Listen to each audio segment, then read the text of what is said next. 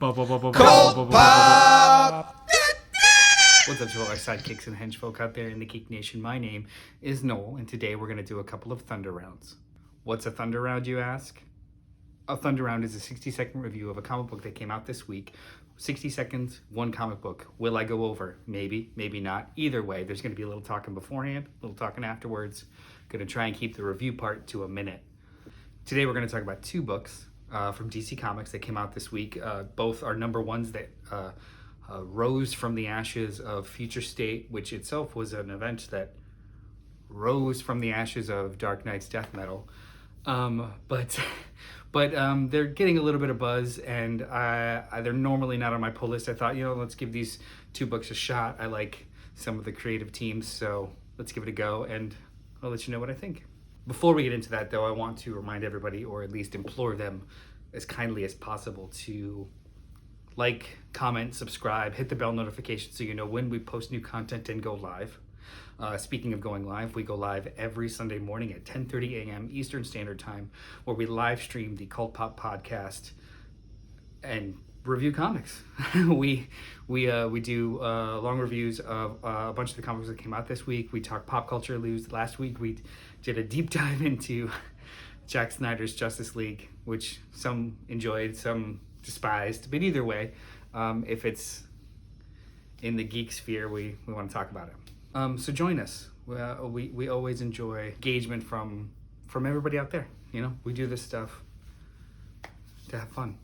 So let's talk about the books. The two books we're going to talk about today is Teen Titans Academy #1 and Harley Quinn #1. Teen Titans Academy #1 is written by Tim Sheridan with art by Rafa Sandoval, and Harley Quinn #1 is written by Stephanie Phillips with art by Riley Rossmo. I did not read the Future State versions of these books. Teen Titans, Future State, Teen Titans I didn't read, and Future State Harley Quinn I didn't read. So the writers were the same. I think the artists were different, but they were future versions of this start, I guess, how it works. Either way, there's a lot of seeds planted there that are approached here, and vice versa. We'll do Titans Academy first. And here we go. I surprisingly enjoyed this. This is great. This is it's very much a teen book, Teen Titans book. This reminded me a lot of Avengers Academy, Avengers Arena, was it? Either way, it was the Dennis Hopeless book where they tossed a bunch of Avengers adjacent teen characters onto an island and they had to fight. And this is not that book, but a lot of the character interactions and or new characters that they're introducing that are related to these other DC Legacy characters are interesting. I don't know where half of them are from. They've got really fun interactions. The idea of the main Titans being the upperclassmen, there's a bit of a Harry Potter feel, which they do make some jokes about. This is just a pretty solid, fun teen book. I felt the very same way about, Strange Academy. The first couple of... Very similar in tone to the first couple issues of Strange Academy, just in the DC universe with superheroes. This is fun. This is a really fun, solid book. I'm not exactly sure if it'll be on my pull list. However, I would totally dip into a trade or interested to see how this series pans out. It was worth it. If you like Teen Titans, yeah, this is a good book. So let's talk about Harley Quinn #1 by Stephanie Phillips with art by Riley Rossmo. And here we go. Which was fine. This was fine. I'm not a giant fan of Harley Quinn as a main character in her stories. Usually she's a really, really great foil or bouncing off of someone else. I wouldn't go as far as to say I find her annoying. It's just usually a humor or an anarchy that I don't enjoy in a protagonist.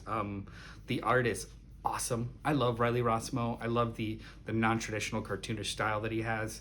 I know that a lot of people would prefer Harley Quinn in kind of a almost cheesecakey or kind of take, but the tone of this book, Riley Rossmo is great. As for the tone of the book, it's Harley trying to earn a spot on Batman's team. which is happening in the Batman books also.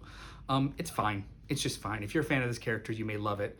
If you're a certain kind of fan of this character, you may hate it because the art is different than how she's usually depicted, including in the Batman regular ongoing. I mean, it's fine. Give it a shot. Maybe it just wasn't for me. Like I said, I'm not a huge fan of Harley Quinn. Was this a slog to get through and terrible? No, not at all. It was just okay. I like the design of the book a lot. I like the art a lot. So maybe this is something I go back and give a shot to more collected, so I get a better feel for the story. But yeah, those were the two Thunder Runs that I wanted to do this week. See, I was relatively efficient with my time this time. Thank you for joining me the last couple of minutes. Be sure to like, comment, subscribe, hit the bell notification. Be sure to join us this Sunday morning at 10:30 a.m. Eastern Standard Time, where we live stream many more reviews of comics and talk about pop culture stuff. Tell me what you think about these books. Did you like them? Did you hate them? Put them in the comments below. If you have any special requests for next week's comics that you want us to talk about, put those in the comments too. Let us know what you're thinking. But either way, thank you. I'll talk to you guys later. Have a wonderful day. Bye, nerds. CultPop!